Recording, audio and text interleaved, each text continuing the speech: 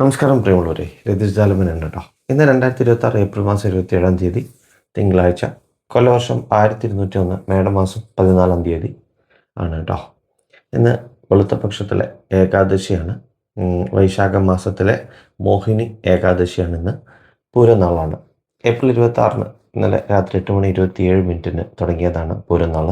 ഇന്ന് ഏപ്രിൽ 27 രാത്രി 9:18 വരെയാണ് പൂരനാൾ കേട്ടോ. ഇന്ന് മോഹിനി ഏകാദശിയാണെന്ന്. വൈശാഖ മാസത്തിലെ ശുക്ലപക്ഷ ഏകാദശിയാണ് മോഹിനി ഏകാദശിയായിട്ട് ആചരിക്കുന്നത്. മഹാവിഷ്ണുവിൻ്റെ മോഹിനി അവതാരവുമായി ബന്ധപ്പെട്ട ഈ ദിനം പാപമോചനത്തിനും ഐശ്വര്യത്തിനും വേണ്ടിയിട്ടാണ് വ്രതമനുഷ്ഠിക്കുന്നത്. ദാനധർമ്മങ്ങൾ ചെയ്യുക, ഉപവാസം ചെയ്യുക, വിഷ്ണു പൂജ ചെയ്യുന്നതൊക്കെ വളരെ നല്ലതാണ് കേട്ടോ. ഇതിൻ്റെ ഒരു പ്രാധാന്യം പറയുന്നത് ഈ മഹാവിഷ്ണുവിൻ്റെ മോഹിനി രൂപത്തെ അനുസ്മരിക്കുന്നത് ഈ വ്രതം അനുഷ്ഠിക്കുന്നതിലൂടെ ഭൗതികമായിട്ടുള്ള ആ മായയിൽ നിന്ന് മുക്തി നേടാനും ഹൃദയശുദ്ധി കൈവരിക്കാനും സാധിക്കുമെന്നാണ് വിശ്വസിക്കുന്നത്. സൂര്യോദയം മുതൽ അടുത്ത ദിവസം ദ്വാദശി വരെയുള്ള ആ ഒരു സമയത്ത് വ്രതം അനുഷ്ഠിച്ച് വിഷ്ണു സഹസ്രനാമ ജപം, നാരായണീയം, ഭഗവത്ഗീത, പ്രധാനപ്പെട്ട ഭഗവാന്റെ നാമങ്ങളൊക്കെ ജപിക്കാം.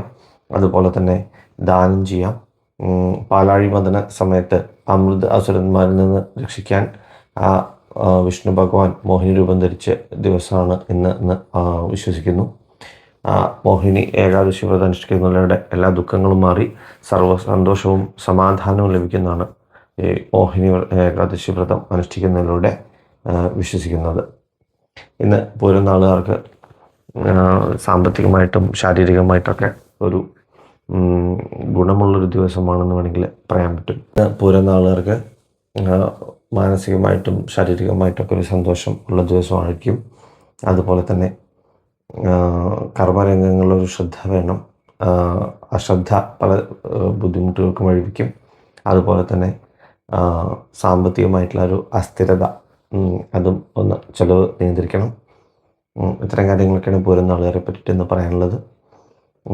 ശിവക്ഷേത്രത്തിൽ ദർശനം നടത്തിയിട്ട് കൂവളമാല, അതുപോലെ തന്നെ പിൻവിളക്ക് എന്നീ വഴിപാടുകൾ ചെയ്യുന്നതും, വിഷ്ണു ക്ഷേത്രത്തിൽ ഭാഗ്യസൂക്താർച്ചന, നെയ്വിളക്ക് എന്നിവ ചെയ്യുന്നതും വളരെ നല്ലതാണ് കേട്ടോ. എല്ലാവർക്കും നല്ലത് വരട്ടെ. ശുഭദിനം നേരുന്നു. നന്ദി, നമസ്കാരം.